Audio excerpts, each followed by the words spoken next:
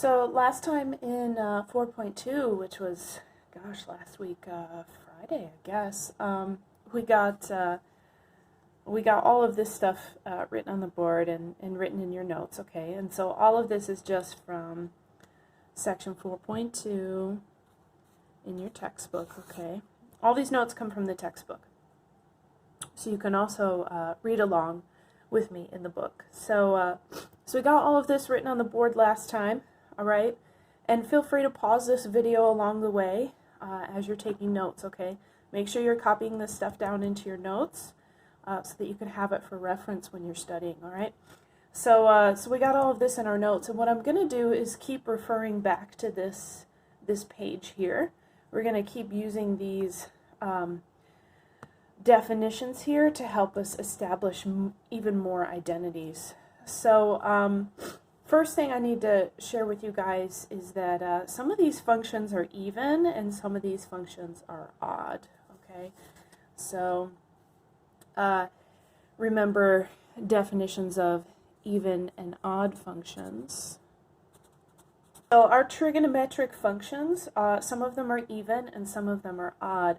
So just remember the definition of an even function is that if you substitute in the negative version of an input, so instead of inputting x, if I input negative x, then if that function is even, it'll have the exact same output as f of x, which is kind of cool.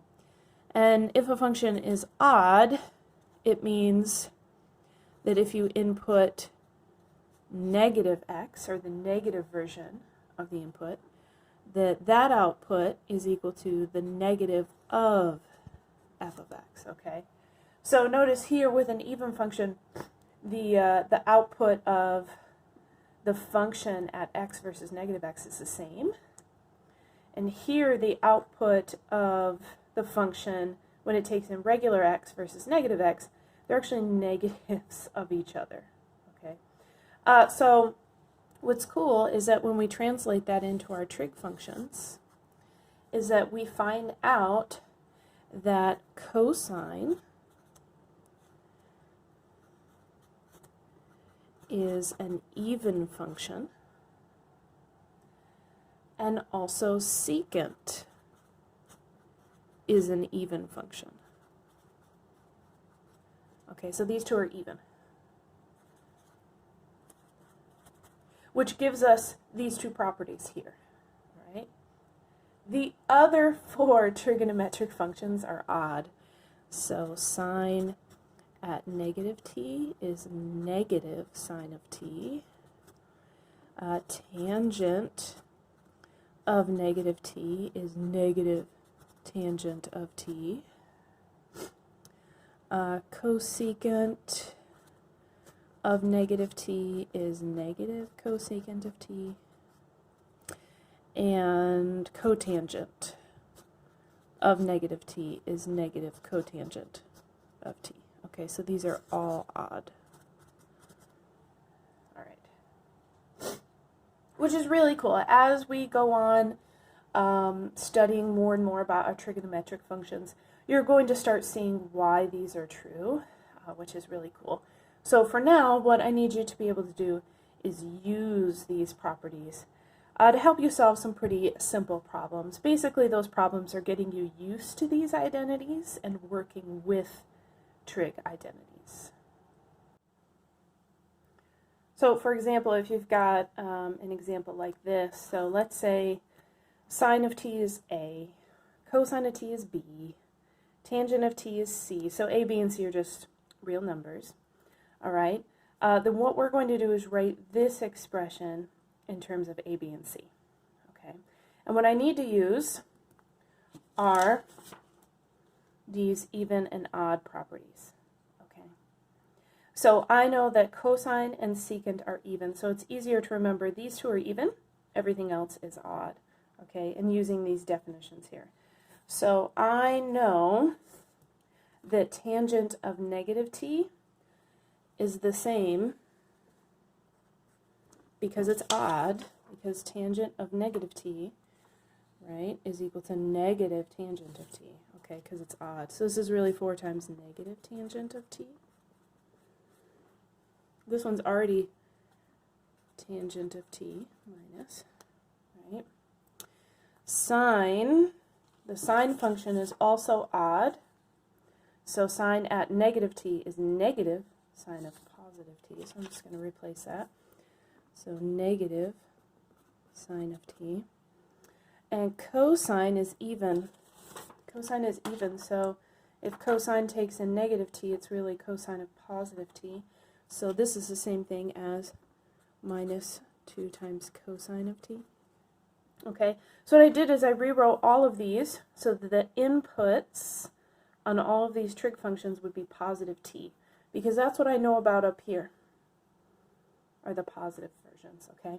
So I use those even and odd properties to write this, and now all I'm going to do is replace each of these trig functions with either a, b, or c, depending on how they're defined. So this is really 4 times negative c minus c minus sine of t is a, so minus a, and then cosine of t is b, so minus 2b.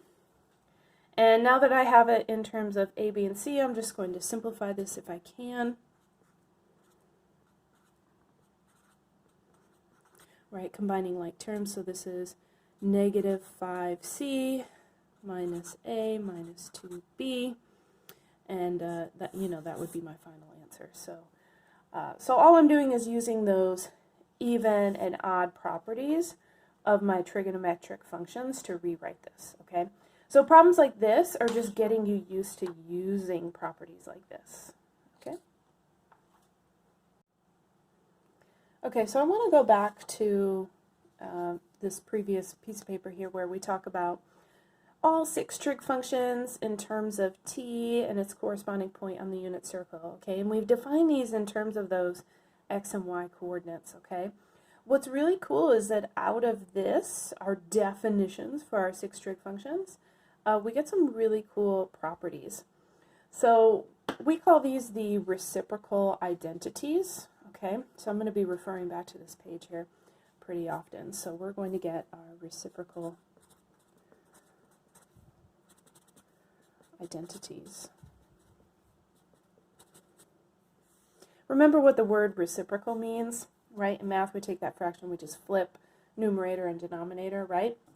So if you notice, the way I've written these 6 definitions here, I've purposefully put these 2 in the same row, because you notice the definitions of these are actually reciprocals of each other. So if I just go ahead over here and I replace y with sine of t, okay, then you're going to see that cosecant of t is the same as 1 over sine of t, which is kind of cool. So cosecant of t is defined to be 1 over the y-coordinate, but the y-coordinate is the same thing as sine of t. So I could also say cosecant of t is really just the reciprocal of sine of t.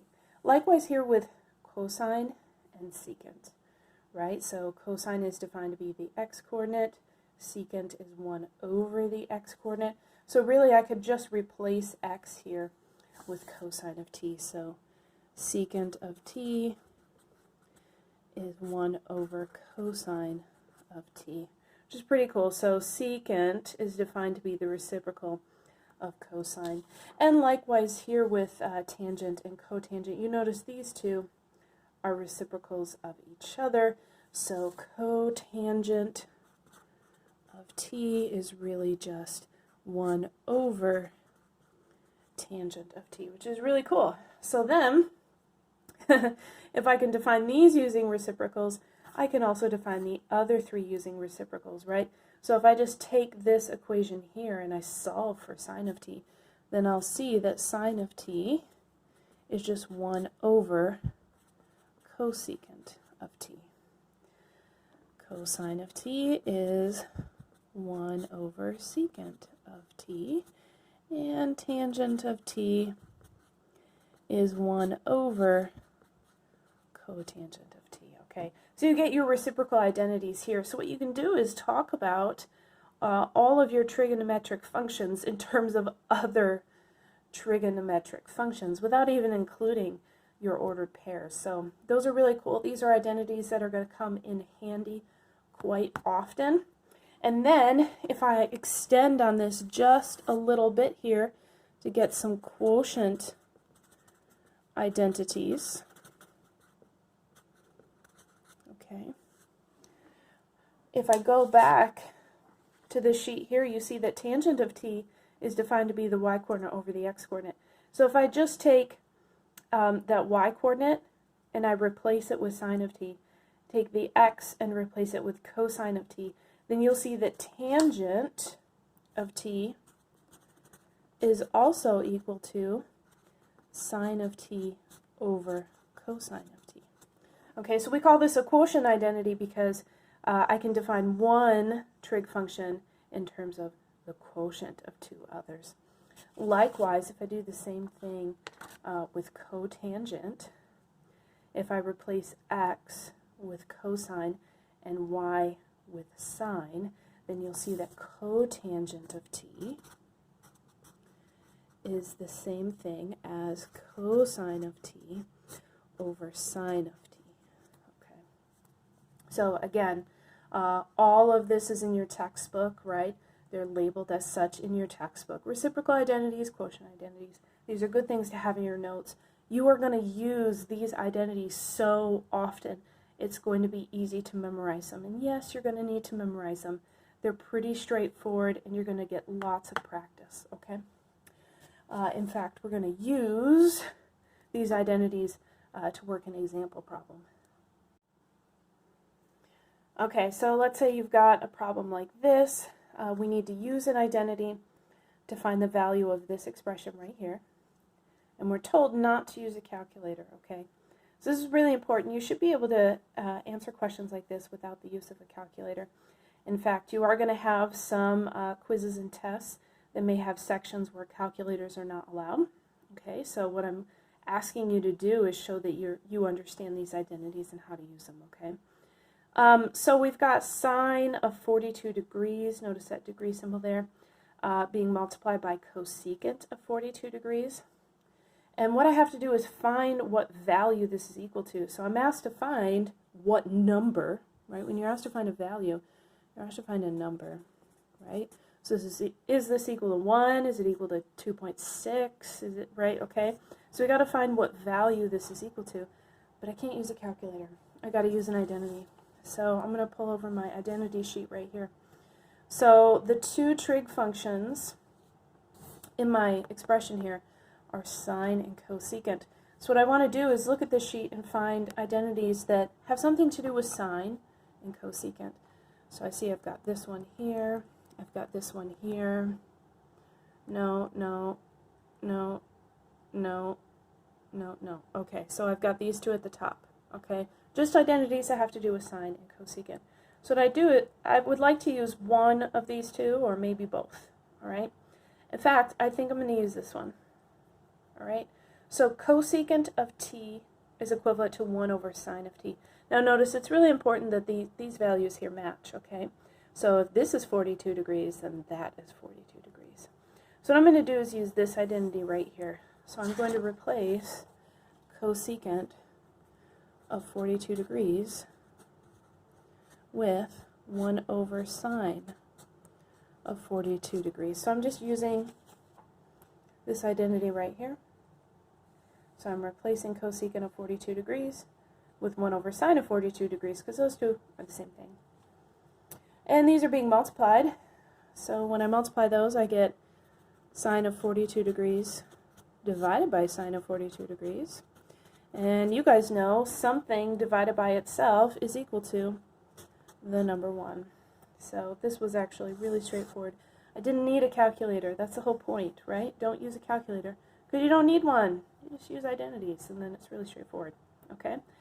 So you're going to see problems like this in your homework. What we're trying to get you to do is practice using identities. That's a big, big objective of this course, okay, is being able to use identities to accomplish goals, okay? And these are pretty simple. We want to start you out with things that are pretty simple, okay? So when you see phrases like this in your homework, do not use a calculator. Do that problem without a calculator, okay? Practice these skills. So that would be my answer to this problem. This expression right here is equivalent to the number 1. Okay, so now I'm going to get you even more identities, which is really cool. So don't forget, I'll go back to this page again, right? These definitions here for our 6 trigonometric functions come from using the unit circle. All right, so I want to talk about the unit circle for a little bit to get us a few more identities, all right? So these definitions here come from an ordered pair on the unit circle.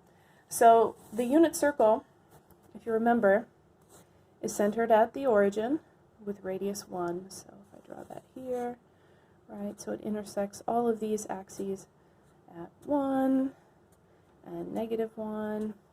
Okay, cool. So there's my unit circle. The equation for this unit circle is x squared plus y squared equals 1, right? In standard form, x squared plus y squared equals 1. Now, if I go back to this sheet again with these 6 definitions on it, I can rewrite that equation using trigonometric functions by just substituting in cosine of t for x and sine of t for y, right? So over here, I'm going to replace x with cosine of t and y with sine of t.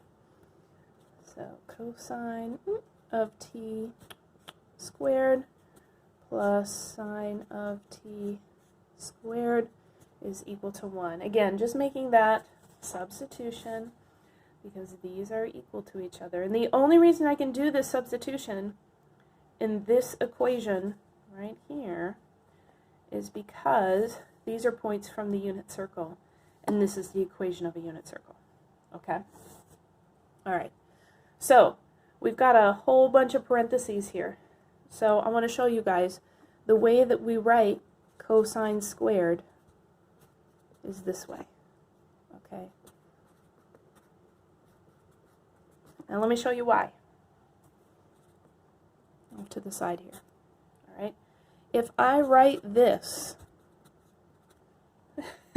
it is very confusing about whether I'm squaring cosine of t, that whole thing, or whether I'm squaring just t and then taking cosine, all right? So what we do is we like to put the squared right next to the function name. That way I can tell what I'm doing is I'm taking cosine of t first and then squaring it. But I can write this using less parentheses, okay? So this is confusing. All right, so we do not write it this way. We write it this way, okay? And oftentimes, actually, this identity here you'll see written this way. Sine squared of t plus cosine squared of t equals 1. What's really cool is that we call this one of our Pythagorean identities. Okay, and it's one of 3. In fact, there's 2 others. So what I would like you to do is actually pause the video, okay, and go into section 4.2, and I want you to look up the other 2. Other 2 Pythagorean identities.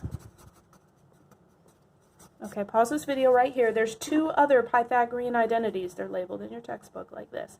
I want you to look up the other 2 and put those in your notes as well. Okay, that way you have all 3 of them. But all 3 of them just come from working with the unit circle and the substitution and then some extra algebra. Okay, so pause this video, go look up those other 2 identities. Okay, so there are even more properties. We're going to look at a lot of properties for our trig functions. There's some periodic properties, okay? I apologize if you can hear my dog barking in the background. She's having fun playing in the snow outside. Our trig functions are periodic. So what I mean by periodic is that after a certain amount of time, that function starts repeating itself. And remember how we've defined our trigonometric functions. We've used a circle, right? We've used points on a unit circle. So what's happening is as we go around that circle, the function just starts repeating itself, right? So those 6 trigonometric functions are defined as points on the circle. So as I come back around, we encounter the same points, and then the same points, and the same points, right? So what I want to talk about is the periodicity of these 6 trigonometric functions, all right? Now remember how many radians it takes to go around a full circle, right? So 2 pi radians is 1 rotation. Okay. You're going to think that all 6 trig functions are 2 pi periodic, but that would be wrong, which is kind of cool. So sine and cosine are 2 pi periodic, which means that if you evaluate sine at an angle, let's say t, and you add or subtract, so I'm going to use plus or minus here, a multiple of 2 pi, all right, so I'm using k just to say maybe it's 1 rotation being added, maybe it's 5 rotations being added, but that's what this k is, all right. So it says if you add or subtract, so if you go around the circle in the positive direction or the negative direction, but you do it by a full rotation, it's really just equal to sine at the angle t, okay? And we've kind of looked at that in class before, right? So same thing with cosine. If you evaluate this at an angle t, but that angle t has had rotations added or subtracted, so plus or minus, you're only going to see one of these, either just plus or just minus, but I'm condensing it down here. A multiple of 2 pi, then really you can just say it's equal to cosine at t, right? Because you're looking at maybe this angle right here, t, and you're looking at this point. So it doesn't matter if you go to this point and then go around another full rotation. Guess what? You're at that same point. And if you go around a whole bunch of times, you're still at that same point, right? So that's what we're saying here. Now, because of our really nice reciprocal identities here, since I know that sine and cosine are 2 pi periodic, I also know that cosecant and secant are 2 pi periodic, okay? So sine and cosine are 2 pi periodic, so are secant and cosecant. So same thing here. Secant at angle t plus or minus a multiple of 2 pi is the same value as secant at t. Likewise with cosecant.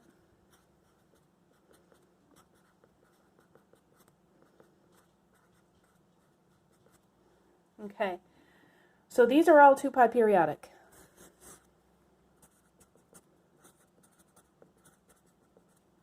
And the other two, tangent and cotangent, are different. And the reason that tangent and cotangent are different is because they're not just defined in terms of either sine or cosine. They're the ratios of both, right? Sine and cosine, or over here, cosine and sine.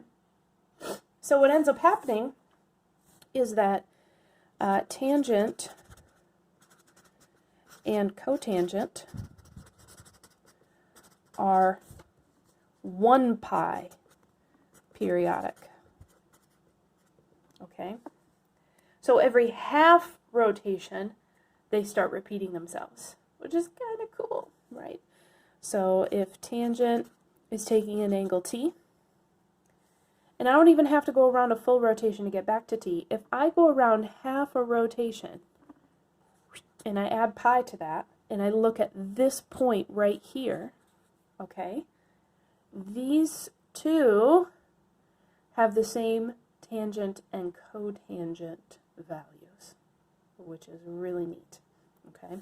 So if I add or subtract any multiple of pi, then it's equivalent to tangent at that original angle t, okay?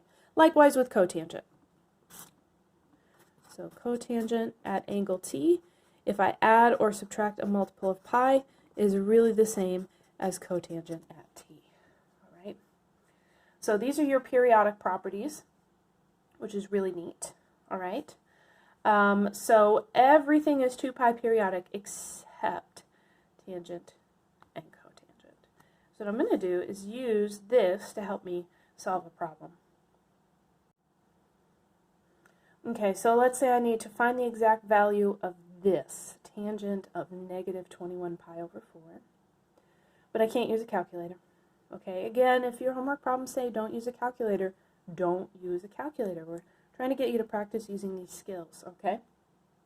So, first thing I notice, there's a negative inside. So I might need to use my even-odd properties. Second thing I notice, this angle's in radians. That's important, okay? So here's my thought, okay? Oh, third thing I notice, 21 pi over 4 is bigger than 2 pi. That's more than one rotation, okay? And in the negative direction. So it's more than one rotation in the negative direction, okay? So I'm going to use those periodic properties to help me as well, okay? So first thing I'm going to do, actually, is maybe handle this negative, okay? So tangent is an odd function, okay? So this is equal to negative tangent of 21 pi over 4. Okay, cool. Just because I don't like working with negatives, most people don't, so I'll just handle that first thing. So now the negative's outside, not inside, it's a little easier, okay? Now 21 pi over 4 is more than one rotation. In fact, 8 pi over 4 is the same thing as 2 pi, right? So that would be one rotation.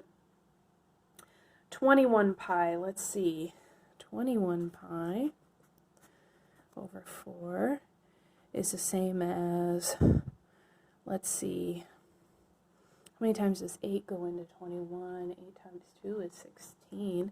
So that'd be 16 pi plus, what, 5 pi over 4? Okay, so that's 16 pi over 4 plus 5 pi over 4, which is 4 pi plus 5 pi over 4. Okay, cool. So this right here is just adding 2 rotations, right? Okay. Tangent is 1 pi periodic. If I go back to that sheet we just looked at, tangent is 1 pi periodic.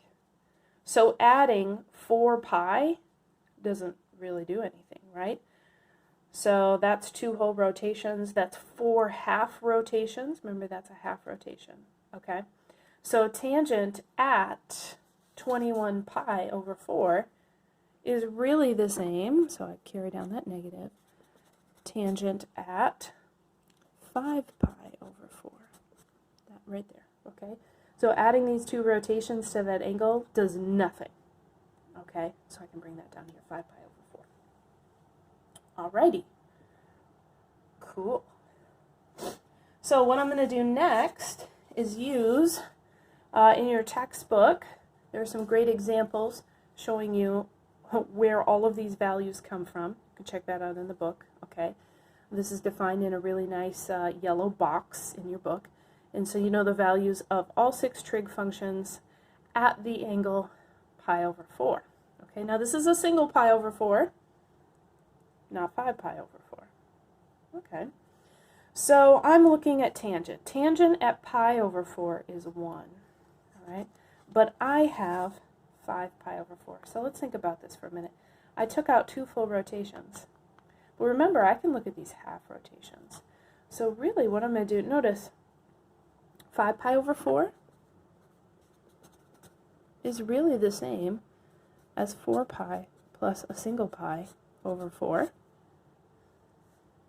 which is negative tangent of pi plus pi over 4. And since tangent is a single pi periodic, is really the same as negative tangent of pi over 4, right? Okay. So I've broken that down even more. I took out 2 full rotations, and then it looks like there was another half rotation. So using this fact over here, okay, tangent at pi over 4 is equal to 1. This just came from your textbook.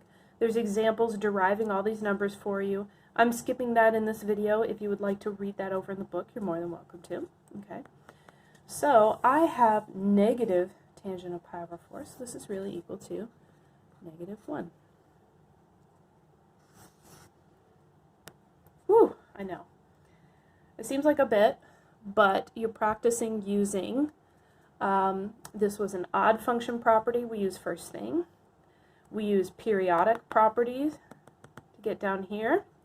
And then I used this fact from the textbook to give me this. Okay. Now I will say you do not have to memorize these things.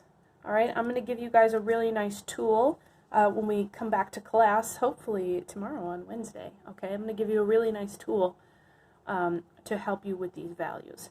But for now, just use this table from the textbook to help